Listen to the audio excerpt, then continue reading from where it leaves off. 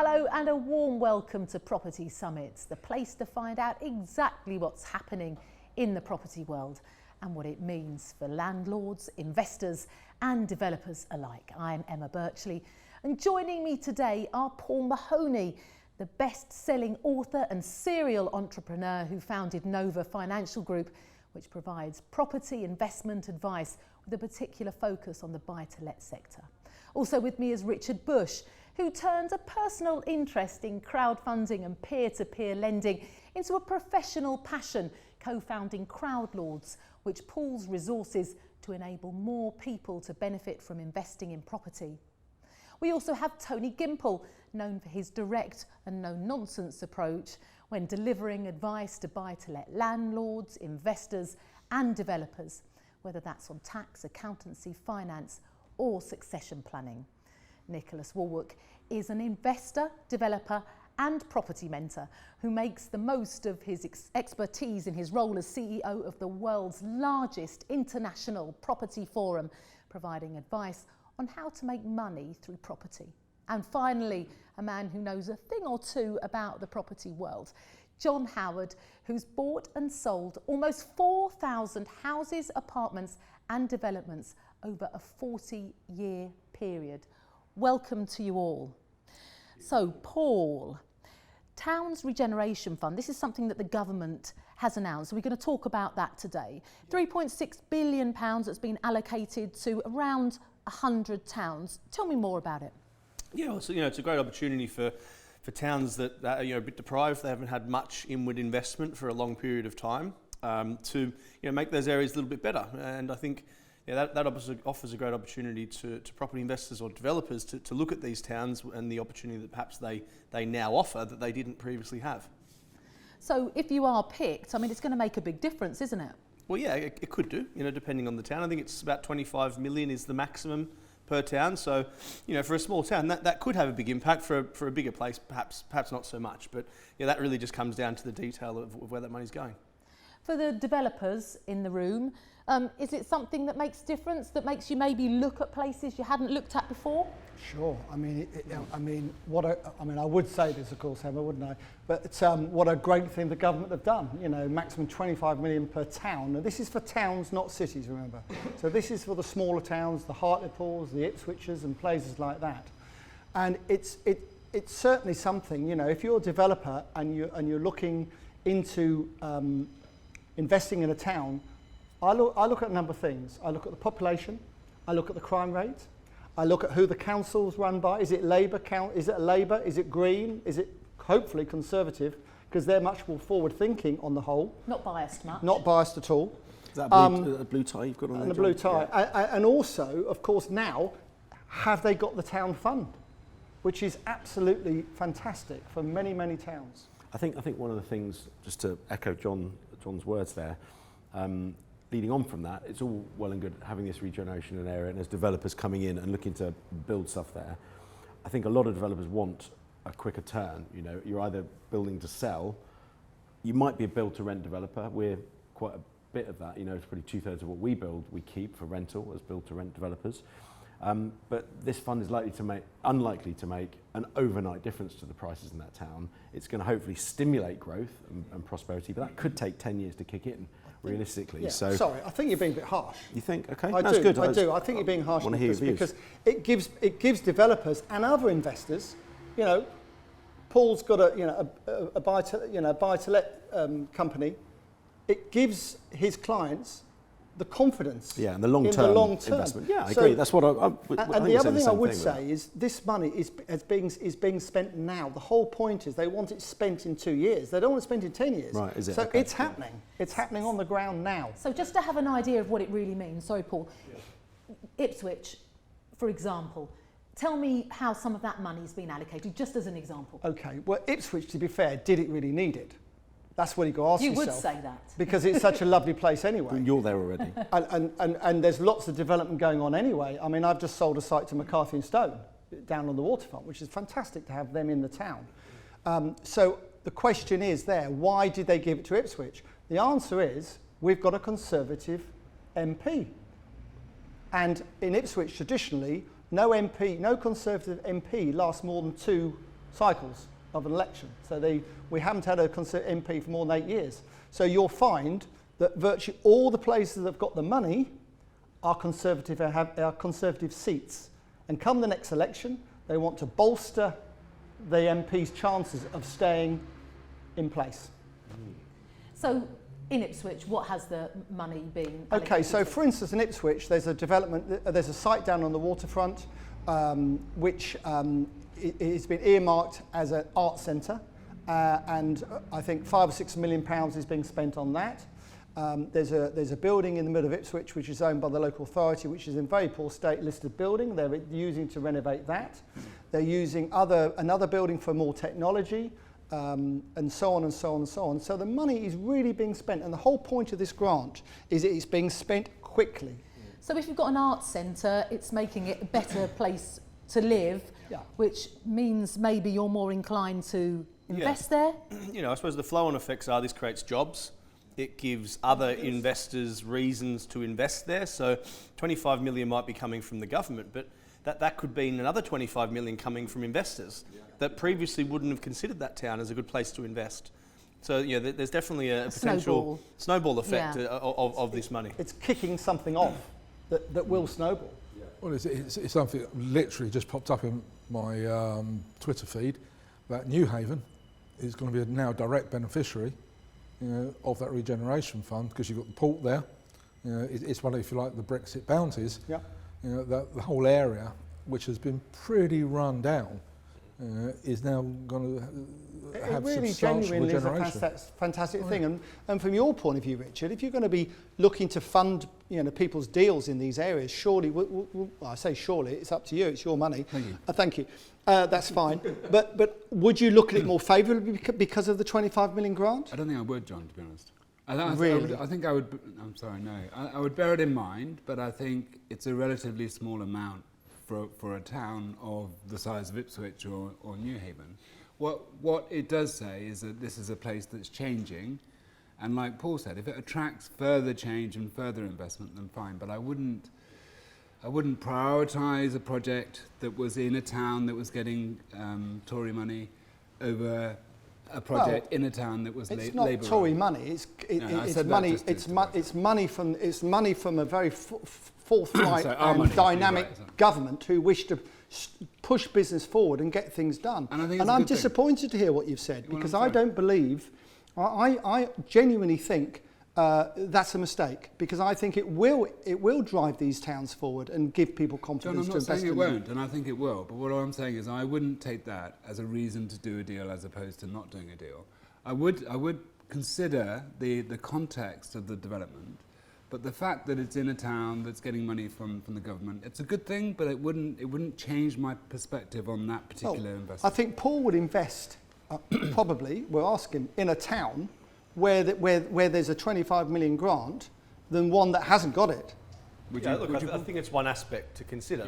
Yeah. I agree with both of you in a way, in that I wouldn't necessarily just invest there because of that, because, you know, let's say they build a new art centre, well, that doesn't make it a fantastic town all of a sudden. But what it does do, it takes an area of deprivation and turns it into somewhere where people want to go and experience, and it gives that building life again, it gives the town life again. And I think it will have a much bigger impact on certain places, and it will probably have very little to no impact on others. Yeah, I think so. I think it's one of many fundamentals or ingredients, if you like, for a location to make it a potential good investment opportunity.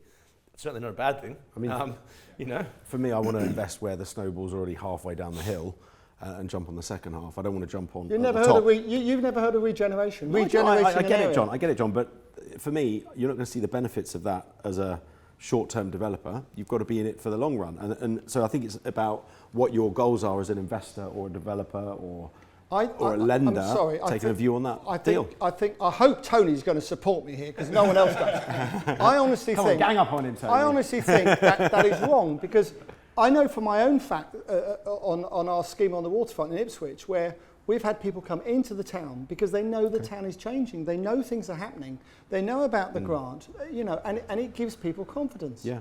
And No, I don't honestly disagree. I honestly think that's What not timescales right. are you talking though? People are coming in from Well, when they to know, when? yeah, but the point is they're coming in now knowing that the town is changing and that there's a grant available and Sure. all the rest of it. Yeah. Interestingly, with Ipswich, though, it was changing already, wasn't Yeah, I it? was gonna say. For sure. Yeah, it's changed a lot. Which is quite interesting then that it got allocated. I mean, are these towns bidding for it? And if that's the case, Well, they're bidding for it. there'll but be of course- Labour the towns Tories helping out also, their mates, right? you know. Can I just say, I think there's 2 Labour towns who have got it. But the whole point, they're bidding for it. But of course, what you've got to appreciate is if it's a Conservative MP in that area, they have the ear of the Prime Minister, they have the ear of Rishi Sunak, the Chancellor. So they're obviously on a huge advantage compared to a Labour MP. And it's all about winning seats at the next election. So you're going to back him up or back us up, Tony? Partially. Partially. I can't believe I can normally rely Sitting on the Tony. fence. No, no, I no, can no, normally rely on no, Tony no. for some sensible advice. No, I don't do sensible, you should know that. Okay, so the politics to one side, regardless. But property is politics. Property, Property, people, businesses, yeah, it's all part of the big picture. But you've got areas where, as a direct result of A, yes, politics, B, Brexit, C, evening up the north-south divide, where, as an investor, you can see both quick and medium and long-term reforms. Let's take the town just up the road from me, Newhaven. It's been deprived and run down for an awful long time. You've got all along the coast to Peacehaven and then running in to Brighton, which is a very strange place, as most people know. But as a direct result of that money coming in to the town, you're going to see more jobs created, better infrastructure, Exactly. more building, more industry, more innovation. And that is because, the local MP has lobbied hard for it. Yep. But actually, it's because it needs it. With everything that's going on, particularly in the UK right Especially now. town centres, to be fair. Town centres, and Newhaven's a fairly small town. I mean, you blink and you've gone through it. But because the port is there, and it's been ignored for so many years, it is ripe for regeneration, for residential, commercial, mixed use, science parks, the works. Yeah, I think it's important to keep in mind, and this is kind of what Nick touched on, is that regeneration or gentrification or whatever you want to call it can take a very long time. Oh, it can do. You know, it can take 10, 20, 30 years. And Yeah. I do agree with what Nick said when it comes to investing, is you don't want to get in too early in that, because most people's investment timescales are 10, 15, 20 years. You don't want to buy something based upon a £25 million grant and then in 20 years it's still worth exactly what you paid for it 20 years ago. But it's definitely one aspect which could help generate more positive If you wait outcomes. 20 years, it'll need doing again. Yeah, The point is, this money's going to be spent quickly. That's the I whole point. suppose what I'm talking that's the about whole is point of it. if you're a buy-to-let investor and you want your property to double in value over the next 10, 15 years, you need to make sure that change is happening. It's not just starting. Not just starting, yeah, I agree. I don't honestly see that. But is it about just the capital growth? Or, you invest X in a bulk buy-to-let, every single month the rental income is coming in. Yeah, look, that depends on what your sort of goals are. You know, if you're starting a portfolio now and you want to build that portfolio, you don't build a portfolio through income. The only way you build assets through income is by injecting more cash. If you're on an average salary, you can't inject more cash because you're spending all your money on living. Yep. But a person on an average salary can still build a decent sized portfolio through capital growth. Yes. So it just depends. If you the opposite side of that coin is if you've got £1 million in cash now and you want to retire tomorrow, then that's obviously what you'd do. Focus on really high yields in areas that are going to rent every day of the year. Who cares if it grows in value? Because that's still going to give you 50, 60 grand passive income per annum. Yep. So it just depends on your situation and what your goals are. Exactly. And actually, you touched on the key point. It's not where you start, but it's where you actually want to finish. But the one thing I think you're all missing, with all due respect to all of you, is the fact this fund, the whole point of the 25 million fund in these towns, it's there to spend quickly, to boost the town, to boost the economy, to boost jobs, to boost everything in that town. and by demonstrating, by doing so on certain projects, picking them off that perhaps haven't been developed because they haven't had the funding in the past, it's a fantastic thing. I don't think anybody's saying it's a bad thing, John. I think the only difference... Well, you're struggling to say it's good, Richard. No, I think it's a good thing. Right. I do think it's a good thing, but I wouldn't make a decision based on that alone. That's all I said. It's a factor to consider in the environment where you're investing. And like everyone said, what this will do is it'll be a catalyst for growth and investment and regeneration in the area, and that will create opportunities for investment. But I wouldn't invest alone just on the fact that there's... You know what I would do?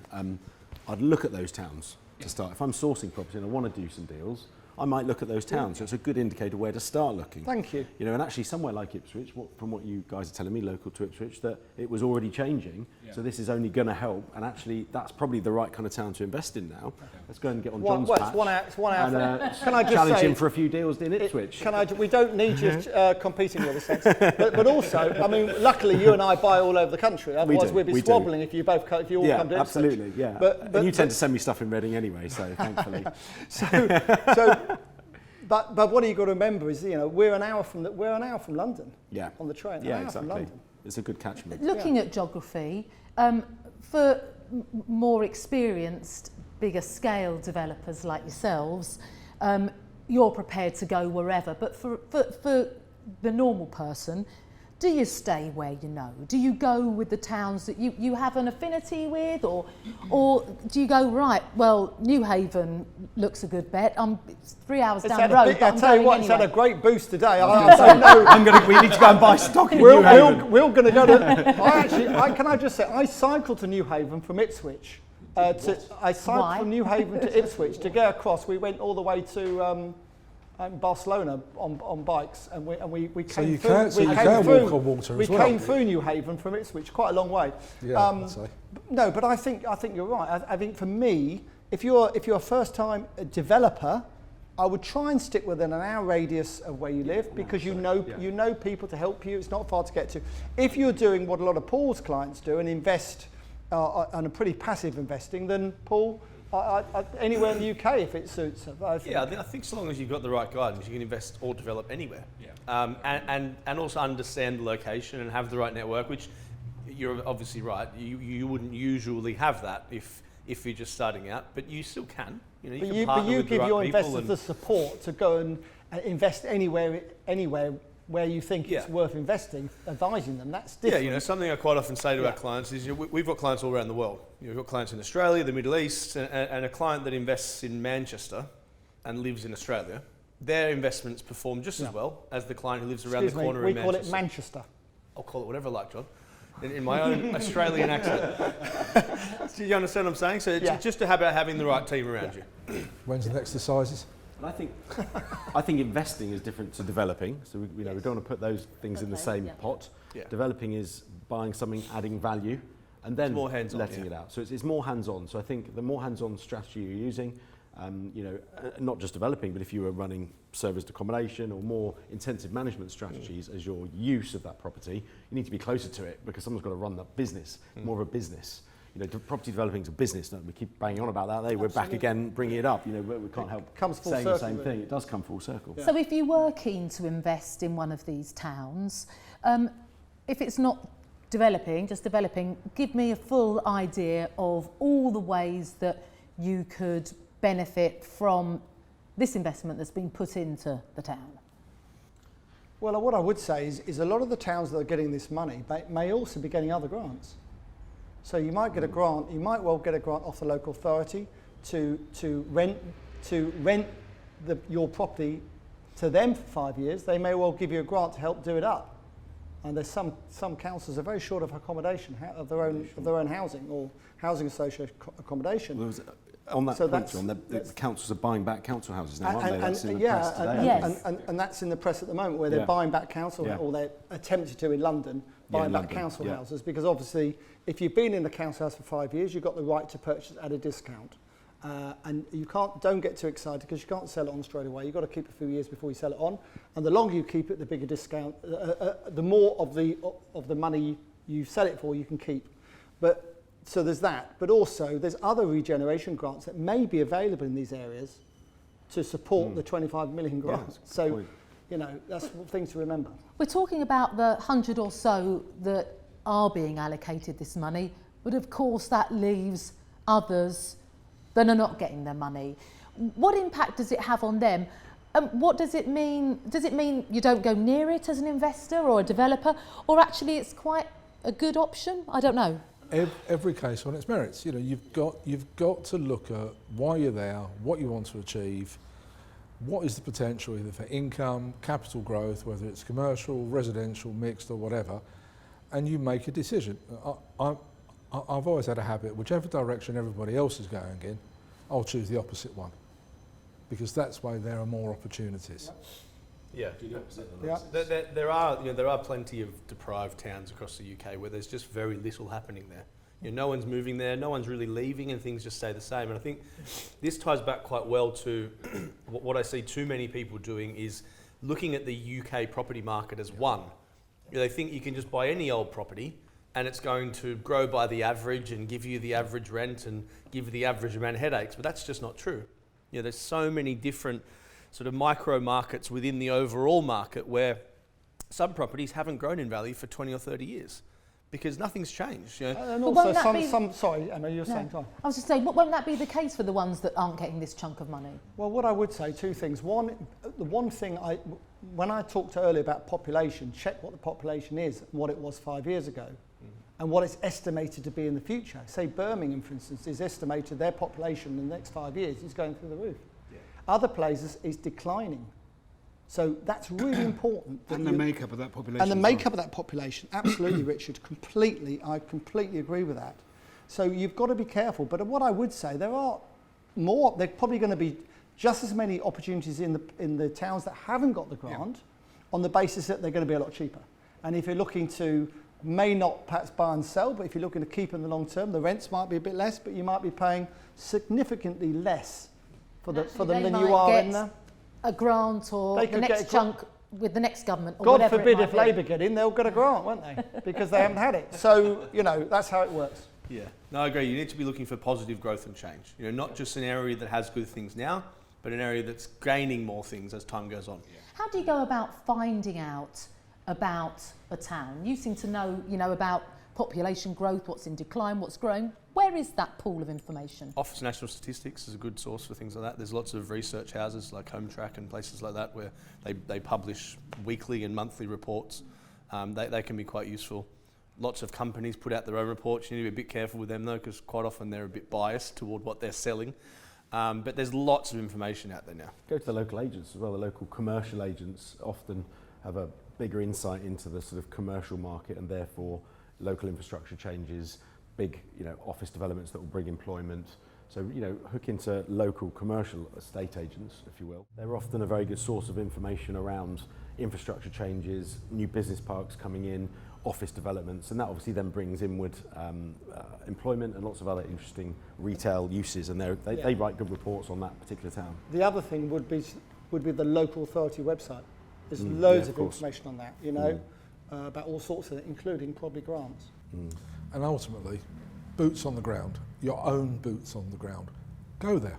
If you think an area has got potential, put on a good pair of walking shoes, stay for a couple of nights and literally just Go out for dinner, see what the people Yeah, are If see you what want people to are doing. analyse an area very quickly, jump in a taxi, 5-minute ride, the taxi driver will tell you more than any other agent or That's anybody a else good will. shout. So taxi, that's the top tip of the day. Top tip of the day. Speak to the taxi driver. So find out a list, I suppose, first off, of what towns are getting Yep. this funding. That's an excellent place to start. Speak to the agents, go and see for yourself, and you might find there are some opportunities. Yeah, I think a key point that's come from this discussion just now is there's not just one source or reason to invest. There needs to be various different reasons to do it I'll and concede take that. information from various different places as well. More Only took us fabulous half an hour, John. advice from all of you. Thank you ever so much. Hopefully you have picked up some excellent advice there. We look forward to seeing you next time on Property Summits.